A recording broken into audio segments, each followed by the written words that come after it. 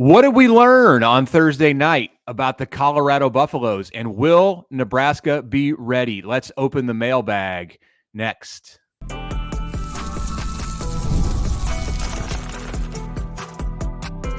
You are Locked On Nebraska, your daily Nebraska Cornhuskers podcast, part of the Locked On Podcast Network, your team every day. Thank you for making Locked On Nebraska your first listen every day. We are free and available wherever you get podcasts and on YouTube, part of the Locked On Podcast Network, your team every day. And today's episode is brought to you by 5 Hour Energy. It fixes tired fast with the zero sugar and a convenient portable size. It is the perfect pick-me-up for getting stuff done. Go to 5hourenergy.com and use the promo code LOCKEDONCFB to receive 20% off your first order until September 30th. On one order cannot be used with other promotions. Go to 5hourenergy.com today. All right, here we go. Happy Football Friday, everybody. I'm Connor Happer from 1620 The Zone in Omaha, and Mitch Sherman from The Athletic. This is it. Everything changes after this show today. You know, Dylan Raiola, it's been tamped down on him all off season. There's no hiding it anymore after there's been no hype, right? It's just we've been keeping everything under the wraps. Yeah, indeed. So this is our long-awaited mailbag show. We have a variety of questions from you guys that we're going to get to.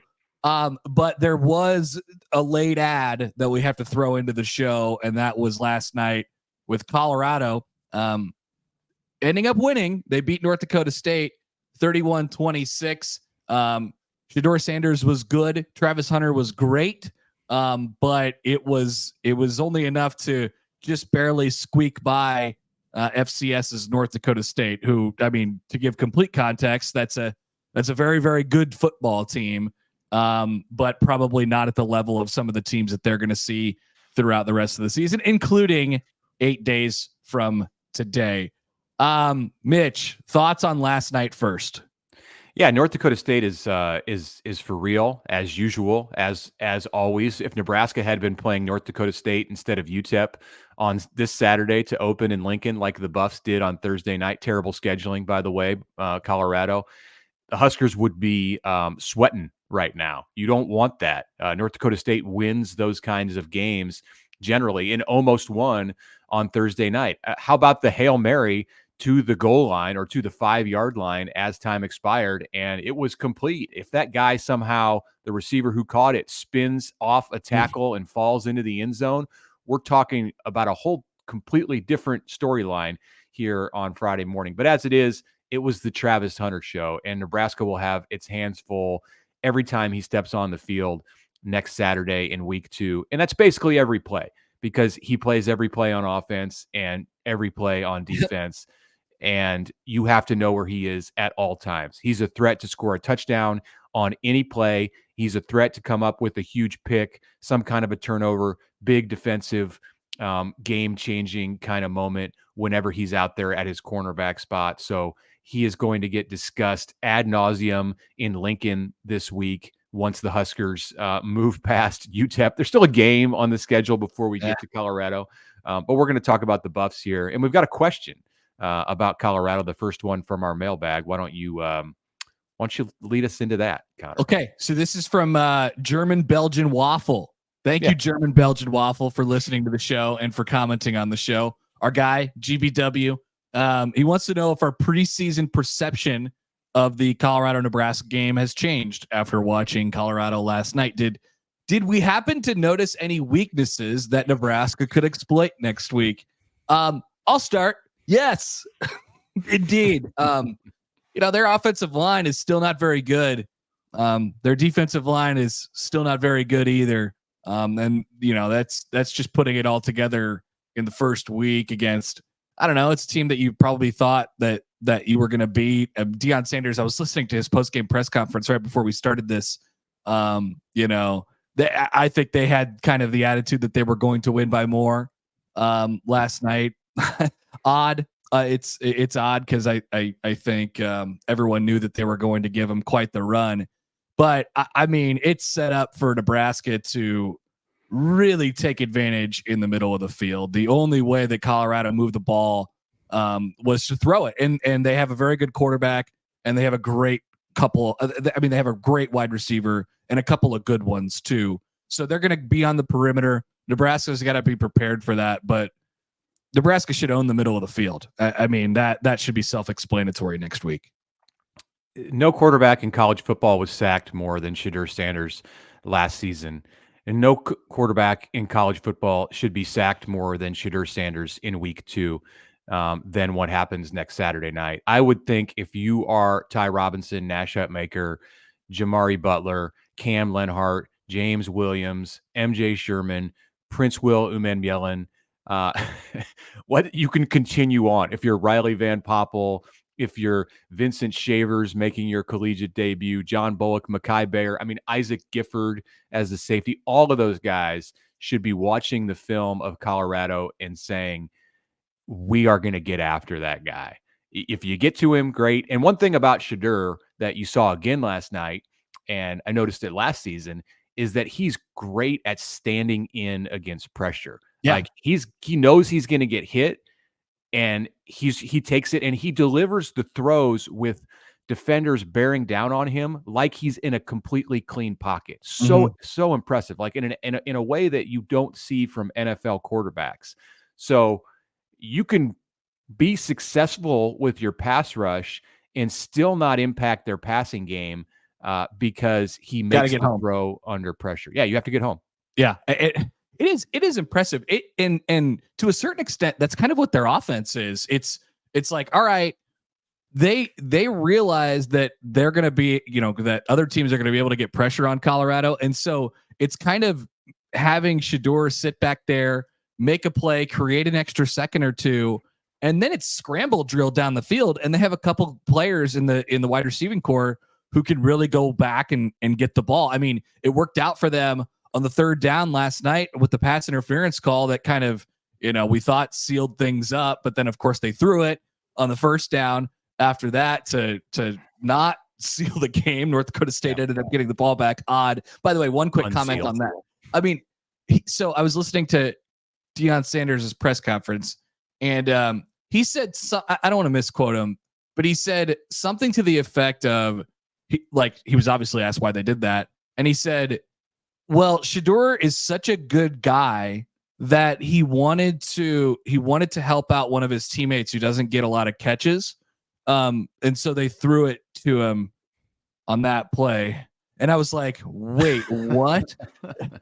What's going on? This is a 5-point game. Yeah. Also, you're the coach. You could tell him to not do that. And theoretically, he should listen to you. Very odd. I think part of it is they just don't have a running game. Colorado does not have a running game. No, it had a walk-on, despite some players who came out of the portal after Dylan Edwards left for Kansas State, the talented freshman last year that CU had. There's a walk-on starting at that running back spot, and they're not going to run for any. They're not even going to try to run the ball. They might run for negative yards in 8 days. Right. And it might be a situation where they can get Jimmy Horn Jr. or one of their running backs loose on, a trick play, end around, reverse kind of thing. And it bolsters the running yardage to a level that's not representative of the way it really went. But that's, that happens once or twice in a game at most. They don't have a real running game from what I saw against North Dakota State last night. So Nebraska makes them one-dimensional. Well, let's save this all and talk about it next week. We've got more that we want to get to, and Nebraska still has an opener to play before thoughts fully turn to the Buffs. But I think in among Nebraska interested observers last night sure gave people some fodder to head into week 2. No doubt about it. All right, we'll take our first time out. Then we'll get to several more questions. Sorry, we wasted an entire segment on one question there. Had to talk about the Buffs a little bit, but we'll roll through all your questions when we return here on the Locked On Nebraska podcast. But quick reminder: subscribe, like, comment, YouTube. Help the show. And download the podcast wherever you find your podcasts as well. You can email us lockedonneb@gmail.com. Follow us on Twitter @LockedOnNEB. Appreciate you guys being with us as we head into football season. We'll be back after this.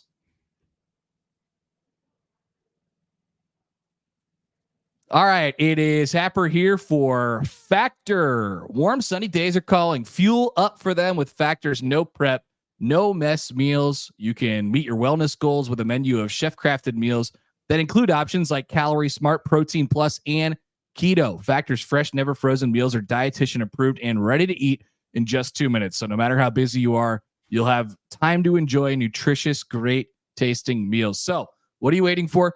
Do it today with 35 different meals and more than 60 add-ons to choose from every week.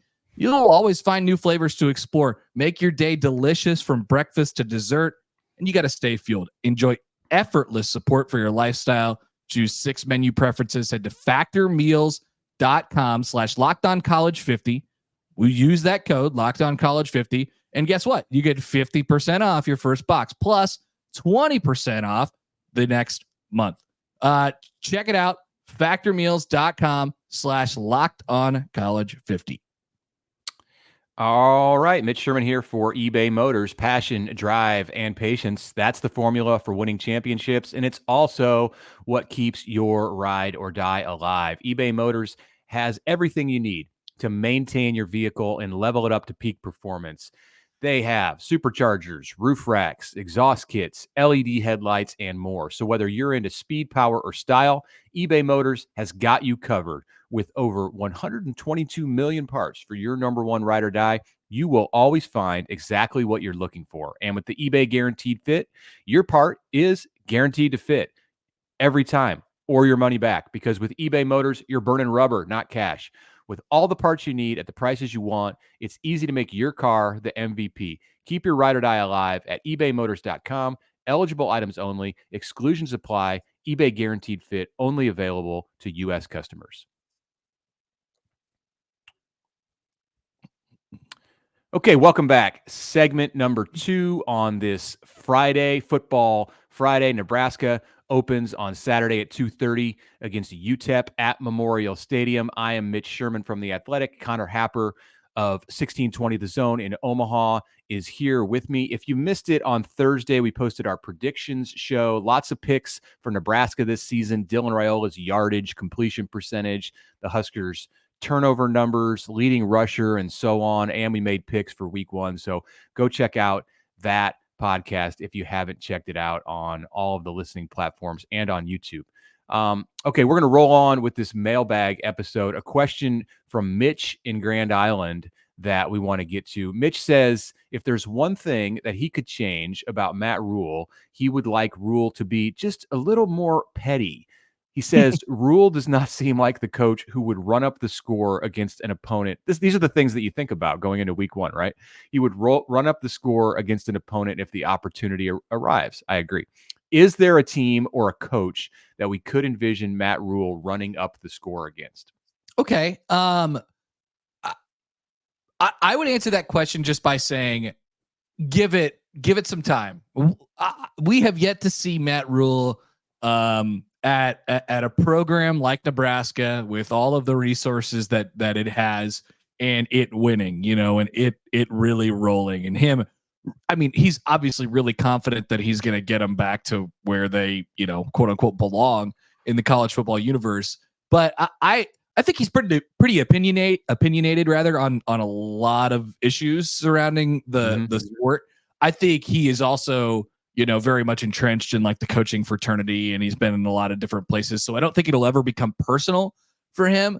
But the stuff like what popped up over the summer with Feinbaum and, just he remembers it.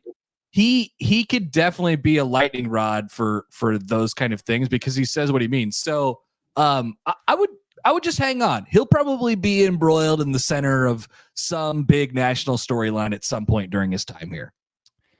Yeah, he remembered Paul Feinbaum on Thursday in his media session at the Hawks Championship Center and said that Feinbaum once upon a time liked Matt Rhule when Matt Rhule was the coach at Temple and won his season opener at Vanderbilt, which was to date Matt Rhule's favorite memory from a season opener. Paul Feinbaum involved in that memory, which I found interesting. And Rhule said, that's changed, I guess. He said this in a joking way, but he's never really joking.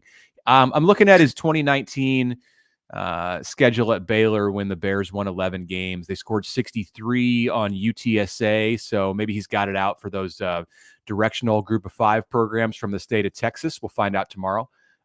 He scored 61 against Kansas in a post-Thanksgiving matchup, 61-6 at Kansas's Memorial Stadium. So I don't think there's a coach out there in this current situation. Rhule's seems to be friends with just about all of the coaches.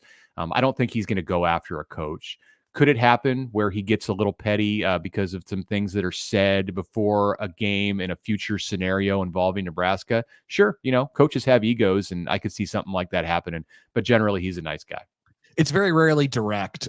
He will definitely take shots indirectly, and he'll make references to things indirectly. So sometimes so indirectly, you're not even sure if he's doing it. Indeed.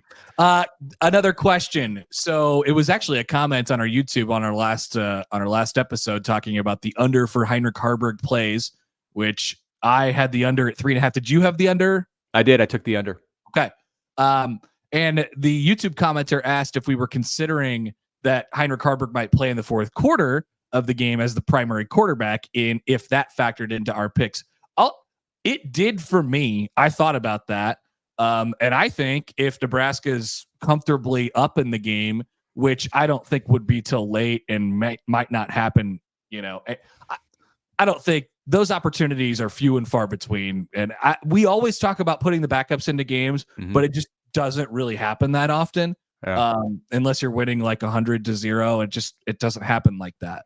Nebraska just hasn't been that program in recent years. I mean, look at the games, even against the UTEPs of the world, they haven't won it by margins that allow the backups to play a ton.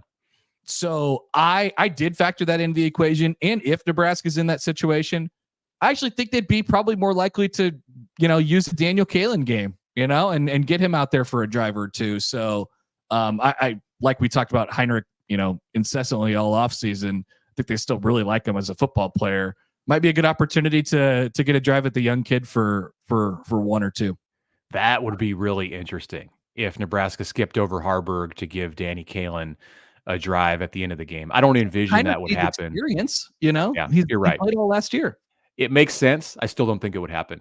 Mm. I didn't really factor it in, but then looking back at it, my score was 31-10. So that's Dylan Raiola time all the way through pretty much until the end. Looking in my notebook here. Yes. 31-10. I will have this with me all season, wherever we go. All right. We have a question on email from Michael. He says he's concerned about Haarberg as the number 2 quarterback. Michael thinks the film is out on Heinrich after the way last season ended, and he says there's no way to believe that Haarberg is going to win another Big Ten game as a starting quarterback. He is in favor of Jalen Gramstad as the number 2 quarterback for Nebraska and wants our thoughts. Okay. Heinrich, the film is out on Heinrich Haarberg. That is definitely true. And you hope that at no point this year he's expected to go out there and beat somebody who's they're a lot better than him. I will say, I always like to make this point. Much of my optimism for this year surrounding Nebraska football does not have to do with Dylan Raiola. It has to do with the fact that they got better in all of these other places. Wide receiver, another year older on the offensive line, right? Like just on the offensive side of the ball. And then you added in this like super high potential guy at quarterback. But there was a world where it was going to be Kyle McCord this year. There was a world where it was going to be some other guy who was in the transfer portal. And there was probably a world where it could have been Heinrich Haarberg or Chuba Purdy. And I think they'd still be better. I still think Nebraska would be better. So can Heinrich Haarberg go win a game for Nebraska this year if called upon? I really think so. But obviously there's film on him and what his strengths are. I just think that Nebraska's a better around him. Could Heinrich Haarberg beat Purdue or Illinois or whatever? Put your Big Ten team in there. We're not in the business of degrading Big Ten teams here when we cover Nebraska and it's 7 consecutive losing seasons. Yeah, of course he could. Yeah. Heinrich beat 5 of those teams or won 5 games as a starter last season, and I legitimately believe the talk that he's better. I think he's much better, and he has much better weapons around him. So if Jalen Gramstad were to rise to the level where he should be the number 2, or something happens with this offense where Heinrich becomes such an indispensable part of the supplemental package that you've got to play him and put someone else as Raiola's number one backup, then okay, we'll get to that point. We're not at that point right now. I don't think Gramstad. Sometimes, we told the story about Gramstad this summer, and people have heard about it, and you've not seen him play in a setting like this, and you think, well, he must be really good because we haven't seen him. It's like the recruiting effect of things. Like the recruits are all amazing players until they actually play. Jalen Gramstad is a good player. He's undersized, and I think if he had won the number 2 job in camp, he'd be the number 2 quarterback. Jalen Football, by the way. You got a nickname all before we really saw him. One final question in the segment. This is from Shane. Shane lets us know that he has made Locked On Nebraska his first listen every day. Thank you, Shane, and what great branding as well. We appreciate that. With Matt Rhule stating that the playbook is open for Dylan Raiola, do you change your expectations for his production?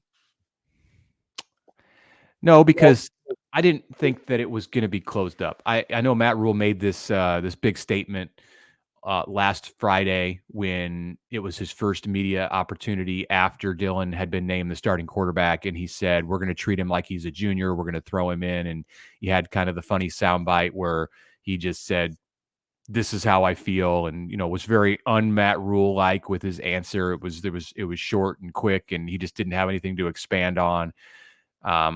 I didn't necessarily expect that, but I didn't think they would come out in any world and say, well, he's a freshman, so we're going to ease him in and we're going to give him a portion of the playbook. Like, the only way he was winning this job is if he was ready to be thrown into the fire. So my expectations were that he would be treated like a veteran before he would. That was my expectation before he was named the starter. That's my expectation today. How I see it on Saturday, this first game, they're going to strive to do everything they can to make this thing like a 50-50 mix in terms of the passing attempts and rushing attempts, and not put too much on Dylan's shoulders. Well, I think when we actually see it, that'll tell us what we need to know about kind of the expectations for his production or whatever. But stuff that he said, no, I mean, I kind of feel like, they have not really lied to us about what they're trying to accomplish. And I do think people maybe will be surprised at how much they throw the football, like it'll be an adjustment certainly from last year. So maybe there's that sort of adjustment. And so and then we'll see what happens in the games, but I think there will be some times this year where they'll put some stuff on his shoulders. I expect really good production from him this year. And as we said in the prediction show, like if everything goes how I think it's going to go, he's going to have a top 10 single season passing mark in school history right away in year one. It's not a high bar. It's not that high of a bar, but I really believe that. If anything about my expectations for Raiola have changed in the past week, it's that they're actually going to put more on him than what I was thinking maybe going into August. I've been impressed with his maturity and impressed with the answers that teammates and coaches have offered when they've talked about him. All right, coming up in the third segment, we're going to talk about the Nebraska offensive line. We've got more questions to get to in our mailbag. I want to tell you right now that college football is back, and the Locked On College Football podcast is your place to find season previews. Check out the 4-part series that covers the Power 4 conferences with discussions on all aspects of the college football playoff, the expanded college football playoff. Be sure to check out this special on the Locked On College 24/7 YouTube channel or on Amazon Fire TV. It's part of the Locked On Podcast Network, your team every day.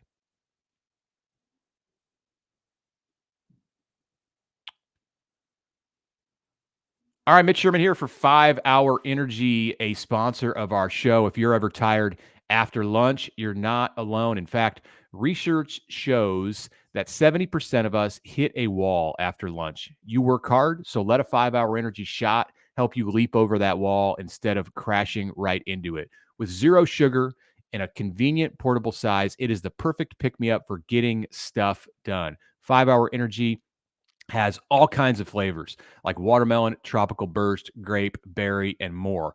Try them all. On the website, you've got the option to build your own 12-pack, your own 24-pack. Just pick the flavors. They'll be delivered right to your door. Go to 5hourenergy.com. That's the number 5hourenergy.com and get some 5-Hour Energy today. Use our promo code LOCKEDONCFB, all caps, to receive a 20% off discount on your first order. Offer valid until September 30th on one order only. Cannot be used with other promotions. Not good on subscriptions. Go to 5hourenergy.com. And we also would like to tell you about Home Field Apparel. Ladies and gentlemen, college football is here, and the Can't Miss Kickoff campaign is, well, self-explanatory, something that you cannot miss. Home Field, let me tell you a little bit about it. Premium collegiate apparel brand. They're based in Indianapolis, and man, their stuff is great. Comfortable, officially licensed, vintage designs. The throwback stuff is so cool. It's so in right now. These guys are on top of the trends for more than 180 colleges, including Nebraska. The Can't Miss Kickoff campaign is the thing to pay attention to right now. Delivers everything you might need for a football season. We're at long sleeves. We got short sleeves, stuff you can bundle up in. We got mugs. We got jackets.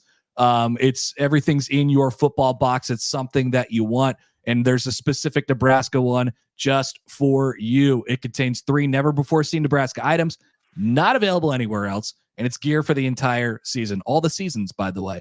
Platinum VIP boxes at a new hat or a ringer. Get a VIP koozie and a 2024 Platinum Pass that guarantees 20% off and early access, so you get in before the boxes go, and they will indeed go fast. We love the stuff. It looks great and it feels great. And I always mention this, it is made by real college football fans. Like, they know what people want, and it fits the college football style right now.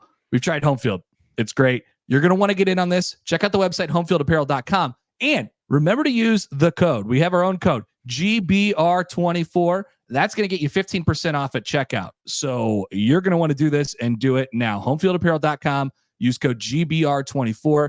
Thank you for supporting us, the Locked On Podcast Network, and we're going to support Home Field all season long. We'd invite you to do the same. Check out all the Nebraska apparel and special items at homefieldapparel.com.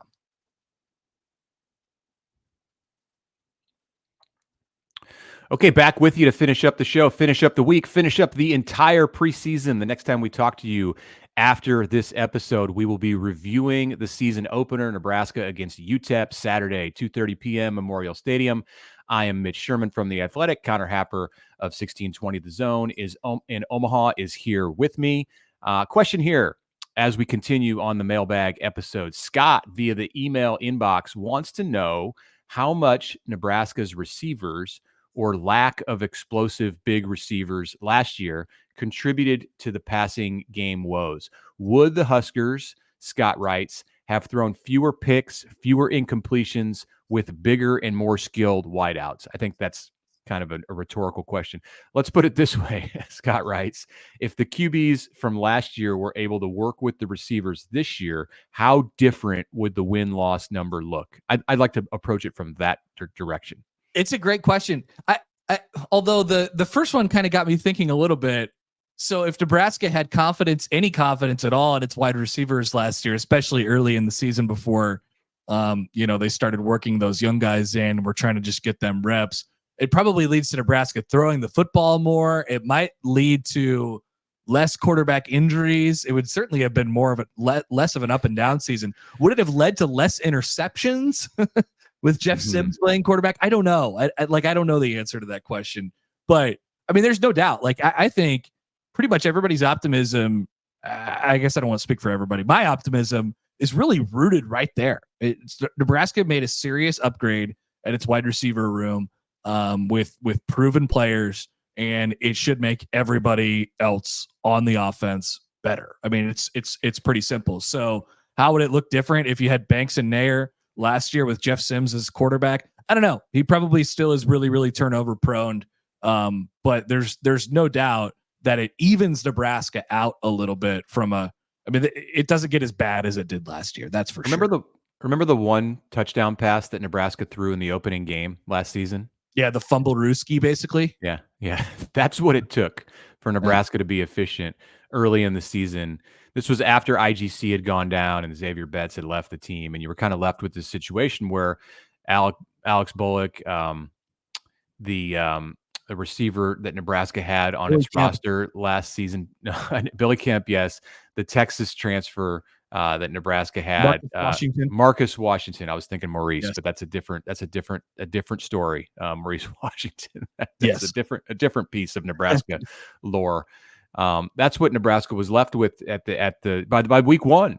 The middle of week one, the second half of that game, and the only way that the Huskers could put together a score via the pass was to have like a fumbled throwback to Sims, who made a great play. But look, when Rhule talked this week about Raiola being on platform, and he showed him the cut up of Tom Brady and 60 throws, and how he was on platform all the time, and that's what they're looking for. I'm guessing that play with Sims was like the exact opposite of everything that Nebraska would like to see from Raiola here in week one. The result was nice, but the execution was whoa. If Nebraska had the better receivers with Sims, Haarberg as a first year quarterback essentially, and Purdy, I'm thinking they win like one more game than what we saw a year ago. Like maybe they get to 6 wins, but the big thing is the overall offensive execution needing improvement. And I understand that's connected to the receiver play, but if you're looking for the primary issue with Nebraska's offense last year, I think that's a bit down the list. All right. Well, one final question from another Shane, different Shane. This is Shane B. The last one was Shane U, by the way. Hello, Shane U. Sorry, Shane U. I forgot to mention your last initial. I think I know Shane U from way, way back. Interesting. Shane B has this question. Shane believes that the offensive line and turnovers will make or break Nebraska's season. He's not buying too much into the offensive line experience. He's seen Turner Corcoran and Bryce Benhart struggle in their careers. What it comes down to is this. Shane says, don't sugarcoat it. Do we believe the O-line is ready to show improvement? And is there any depth ready to play? Well, the depth question. Yeah, those are interesting questions. The depth question, it's a tough one because Gunnar Gatula is out this week in week one. He's a big part of that depth as your third offensive tackle. And Henry Lutovsky is available in only an emergency situation after coming back from a groin injury suffered before preseason camp. He probably won't play in week one. He is probably your number 3 offensive guard. So the depth is hurting at this moment. You're looking at Grant Seagren as the first tackle on the field off the bench.